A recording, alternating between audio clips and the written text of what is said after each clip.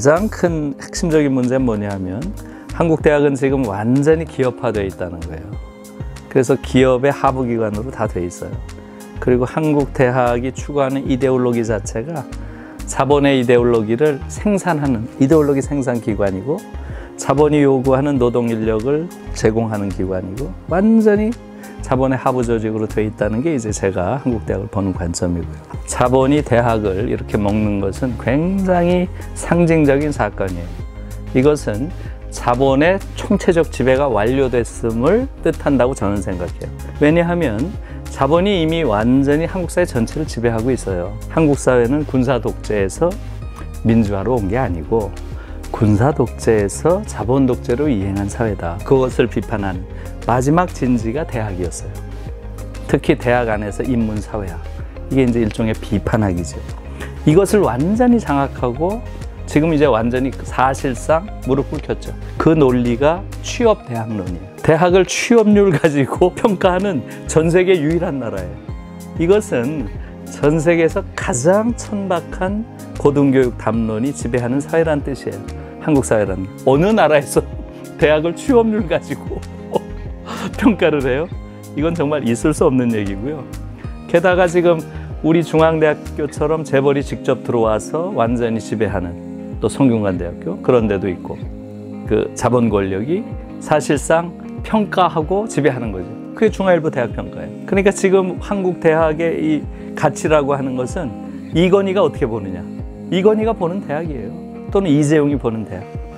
거기에 맞춰서 대학을 평가하고 거기에 모든 대학이 줄 서가지고 일희일비하는 거예요. 너무너무 창피한 일이죠. 대학은 죽은 정도가 아니라 너무 비루하게 연명하고 있는 거예요. 그래서 제가 우리 대학의 총장한테도 여러 번 이야기했어요. 창피하지 않느냐. 어떻게 일개 신문사가 하는 평가를 쫓아다니면서 평가를 받느냐. 대학이 신문사를 평가해야지. 이놈들이 얼마나 편파적인 언론인지. 어떻게 대학이 신문사 밑에 가서 평가를 받느냐. 평가하는 자가 지배하는 건데 수업 시간에 실제로 영어로 가르치는 게 몇 프로인가. 그걸 무슨 국제화율, 외국 학생들이 얼마나 들어와 있는가 뭐 이런 걸로 하니까 이 중앙일보가 요구하는 그 기준에 맞춰가지고 대학들이 다 재편됐어요. 지금 십몇 년 하다 보니까. 이건 완전히 그냥 기업이 지배하는 거대한 기업의 하부기관. 취업학원, 고시학원. 이게 무슨 대학이에요? 그래서 그것은 기본적으로 교육부 안에 고등교육평가원이라는 걸 두라고 우리가 요구를 하고 대학도 평가를 받아야 된다면 당연히 공적기관이 평가를 해야 되고 그리고 공적기관이 평가를 한다면 당연히 공적 기준 가지고 평가할 거 아니에요. 대학의 거버넌스라는 게 얼마나 민주적으로 형성되는가 이런 게 훨씬 더 중요한 거죠. 예를 들면 그러니까 평가 기준을 누가 만드느냐가 결정적으로 중요한 거예요.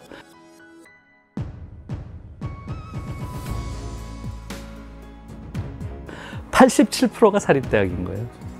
87%. 독일은 99%가 국립대학이잖아. 유럽 대부분이 그렇죠. 다 90% 아래인 대학이 없어요. 심지어 미국도 거의 20% 사립대학 비율이 20%밖에 안 되잖아요. 아주 좋은 대학들이 다 사립이라서 우리는 사립이로 알지만 대부분 다 주립대학들 아니에요. 아니면 커뮤니티 칼리지거나. 미국도 20%가 안 되더라. 놀랬어요. 우린 87%예요. 공립이 13%밖에 안 돼요. 이런 나라는 전 세계에 없더라고요. 그렇게 기형적인 대학 시스템이 된 거죠. 왜 이렇게 됐겠어요? 김일성이 토지개혁을 하니까 그 당시에 이승만 정부에서도 토지개혁을 했잖아요. 대학을 줘야 되는데 토지개혁을 하니까 대학 교육기관을 지면은 여러 가지 특혜를 준 거예요. 그러니까 그 사람들도 뺏기는 것보다는 사립학교를 가는 게 낫죠. 그러다 보니까 우후죽순처럼 초등고등학교부터 대학까지 그냥 완전히 사립학교의 왕국이 돼버린 거야. 그러면 그거는 그 당시 우리가 특수한 상황이니까 불가피했다 이렇게 봐줄 수도 있잖아요. 그러나 지금은 정상이 됐잖아. 왜 아직도 이러고 있냐고. 아직도. 난 이게 문제라는 거예요. 지금 이 정부도 마찬가지고 특히 지금 문재인 정부나 소위 민주개혁정부라고 하는 이런 정부는 역사의식이 있어야 될 거 아니에요. 최소한. 이전에 군부 독재 얘들이야 완전히 역사의식이 왜곡된 그걸 왜곡시키는 자들이라고 하더라도 정권을 바꿨으면 새로운 정책을 펴야 될 거 아니에요. 왜 이전 놈들이 하는 거랑 똑같은 짓을 하냐 이거예요. 1인당 국민소득 대비 대학 등록금, 이건 세계 1위예요. 지금 1인당 국민소득 대비 안 하면 미국이 1등, 영국이 2등, 호주가 3등, 캐나다가 4등인가 우리가 4등, 우리가 3, 4등이에요. 어? 다 영미권들이야. 그런데 1인당 국민소득을 하면 우리가 1등이에요. 그게 얼마나 창피한 거예요. 이 국가가 얼마나 무책임하고, 사실은 해방 이후에 70년 동안 국민들이 대신 해줬으면 70년 동안의 빚을 이제 갚을 때가 됐잖아요. 돈도 엄청 많잖아요 지금. 10조면 돼요. 10조면 인젠 부채 탕감해라. 니들 양심이 있냐 정말. 국민들 그 정도 뜯어먹었으면 됐지. 고등교육이 아무것도 안 하고 지금 계속 뜯어먹겠다? 세계 1위인데?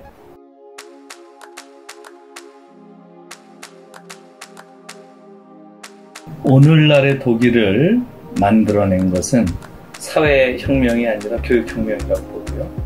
이게 독특한 거예요. 교육혁명을 통해서 새로운 아이들을 길러냈고 그 새로운 아이들을 통해서 사회를 개혁했다. 그 교육개혁은 독일의 경우는 대학 교육혁명에서 왔다는 게 제 생각이에요. 독일의 68과 그 이후의 대학개혁의 모든 주도자는 학생이에요. 학생. 교수도 아니고. 근데 그 애들이 훔볼트의 대학의 이념을 받아들였어요. 훔볼트는 대학을 교수와 학생으로 이루어진 자유롭고 평등한 학문 공동체 이렇게 정의를 해서 이게 결국 근대 대학의 핵심적인 정의고, 그러면서 대학이라는 것은 뭐라고 이야기를 했냐면 대학은 미래 유토피아를 성취하는 소우주다. 네, 그러니까 대학에서 미래 유토피아를 다 한번 해보자는 거예요. 어디까지 해볼 수 있는지, 인간의 존엄성을 어디까지 실현할 수 있는지, 사회적 정의를 어디까지 구현할 수 있는지 이런 거 다 해보자는 거예요. 대단한 구상이죠. 그래서 먼저 민주주의, 가장 민주주의, 이상적인 민주주의 뭐예요? 모든 구성원들이 똑같이 동등한 권리를 분점하는 거, 그거잖아요.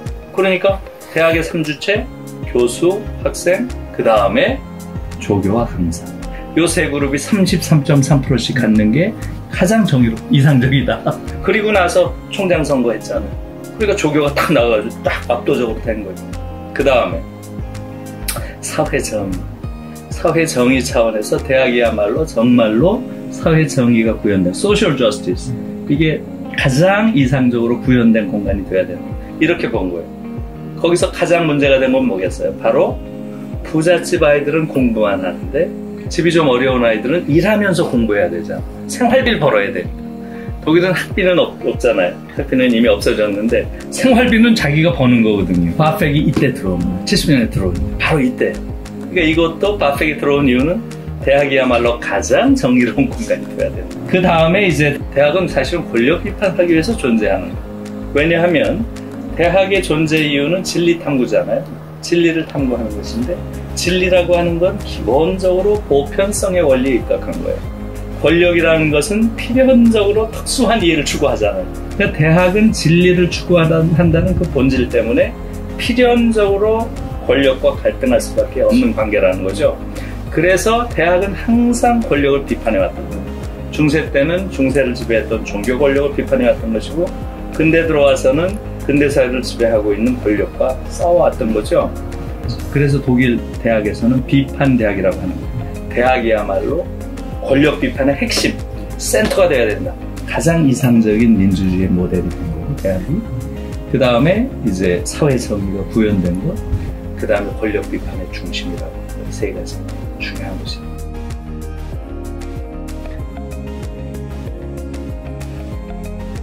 한국의 교사들은 정치적 시민권, 멸종적 이렇게 해놓은 거예요. 있을 수 없는 이야기라는 거죠.